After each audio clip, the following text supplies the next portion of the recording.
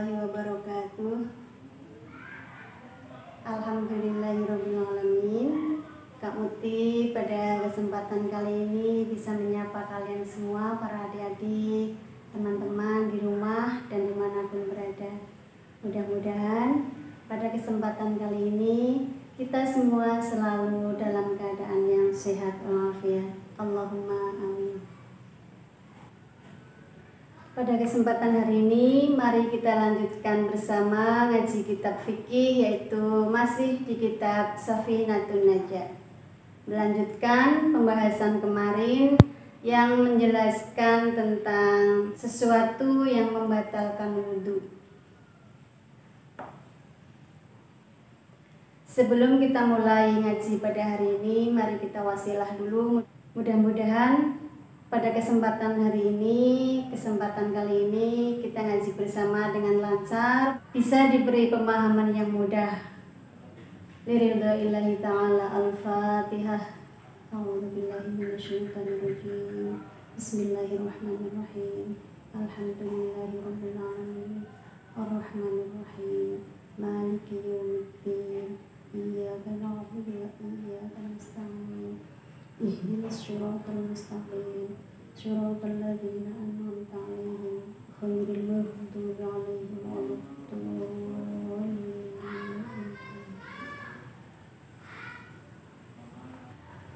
Di video kali ini kita akan mengaji bersama tentang pasal apa yang diharamkan bagi seseorang yang punya hadas kecil dan juga hadas besar. Bismillahirrahmanirrahim. Faslun, ay hadza faslun. Hadza utawi iki iku faslun fasal suci.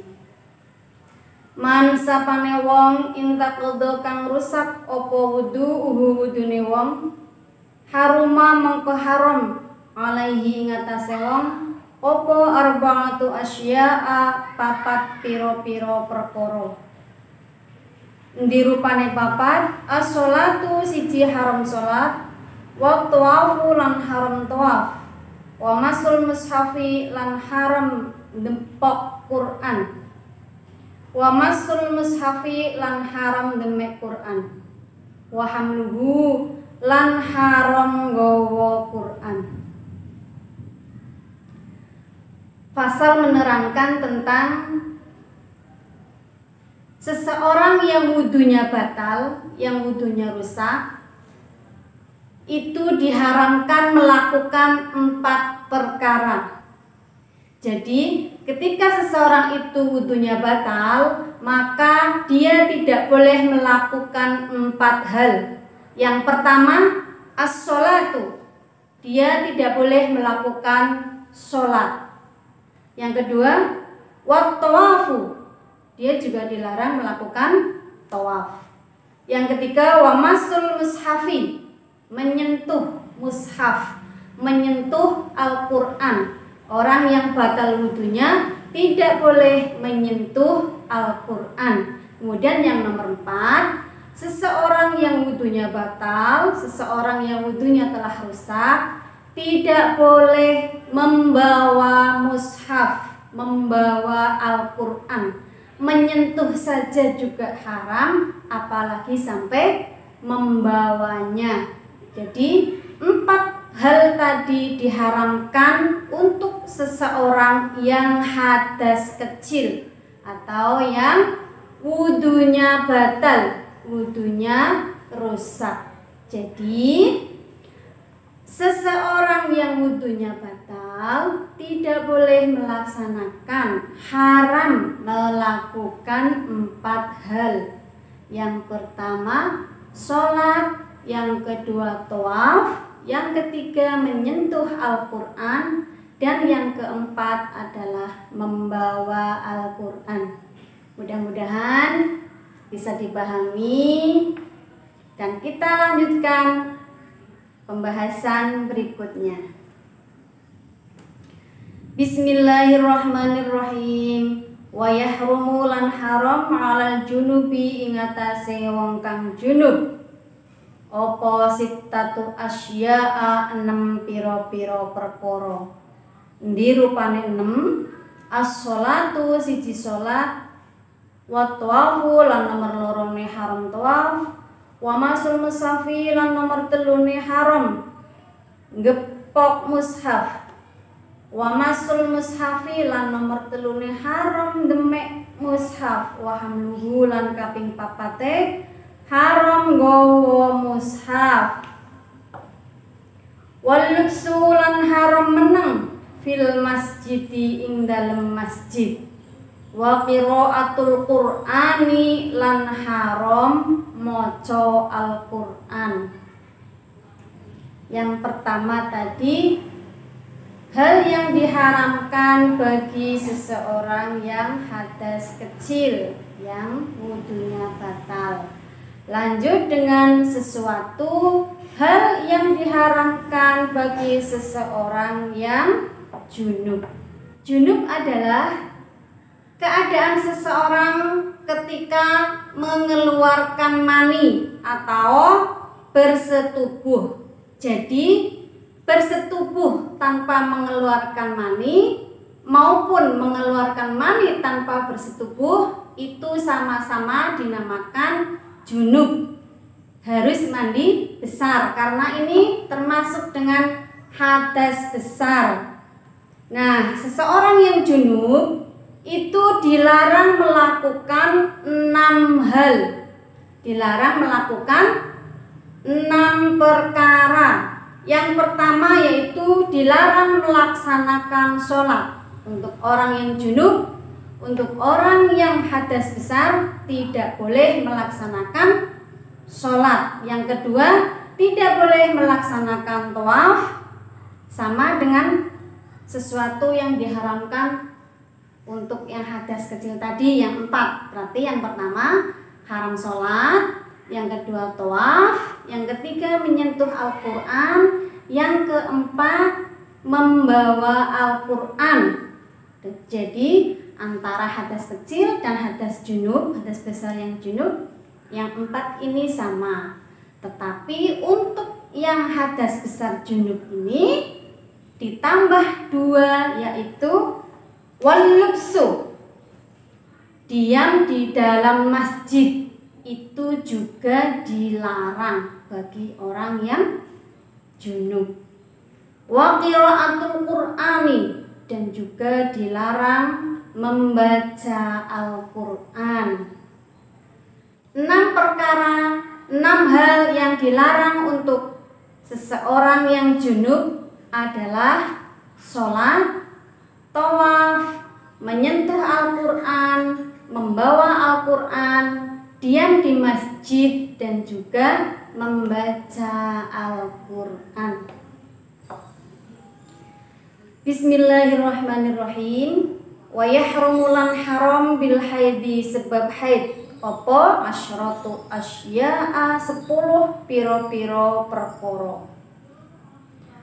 Rupane 10, as-sholatu siji sholat, wa tawafu lan tawaf, wa masul mushafi lan demek mushaf, wa hamluhu lan gawa mushaf, wal lubsu lan meneng fil masjidi ing dalem masjid, wa qiraatul qur'ani lan maca Qur'an, wa shamu lan poso, wa talaqu lan tolak, wal mururu lan liwat fil masjidi ing dalem masjid in khofat lamun wedi sapa wadon sing haid, talwisahu ing tumetese getih, wal istimta'u lan ngalap seneng bima kelawan barang bainas surrati ing dalem antarane wudel warrukbati lan dengkul.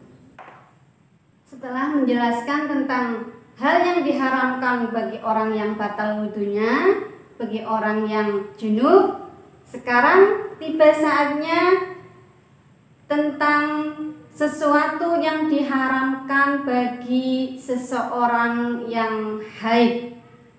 Seorang wanita yang haid dilarang melakukan 10 perkara. 1-4 sama dengan keterangan di atas. Jadi haram bagi seseorang yang haid 1, sholat. Kemudian yang kedua tawaf. Yang ketiga menyentuh Al-Quran. yang keempat membawa Al-Quran, yang kelima diam di dalam masjid, kemudian 6 membaca Al-Quran. Itu sama dengan sesuatu yang diharamkan untuk orang yang hadas kecil dan juga hadas besar junub.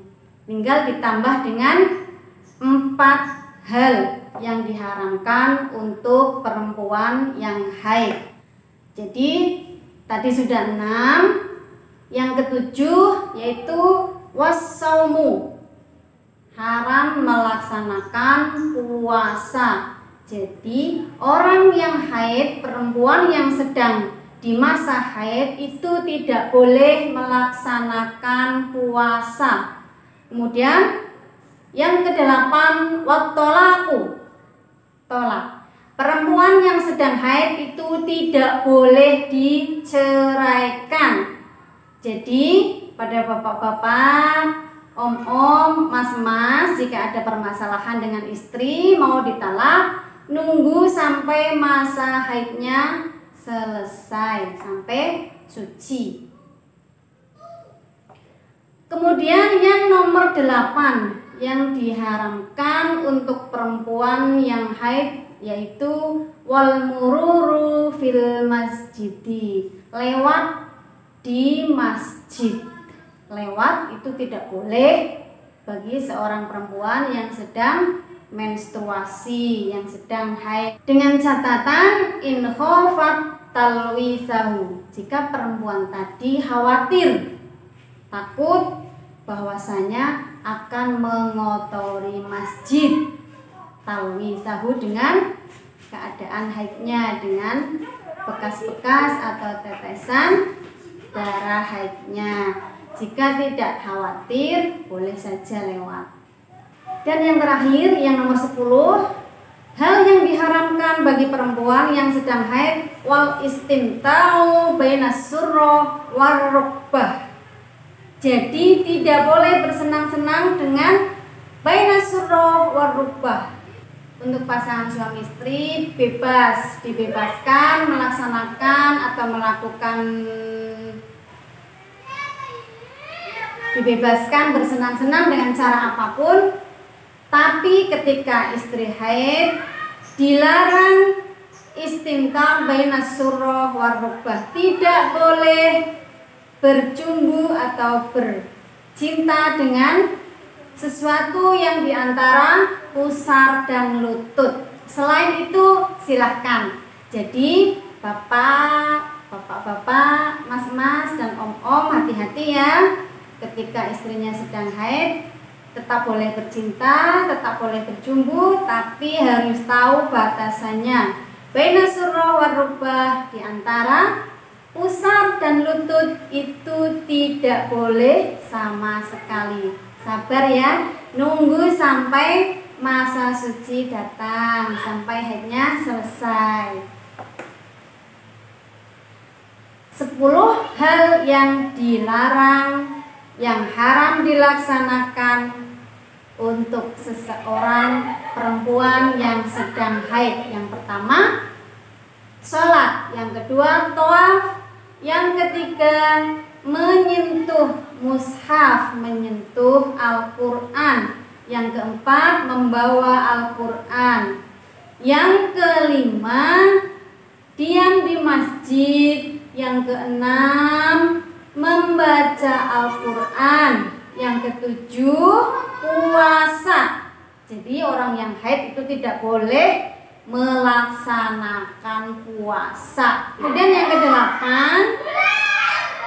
wattolaku.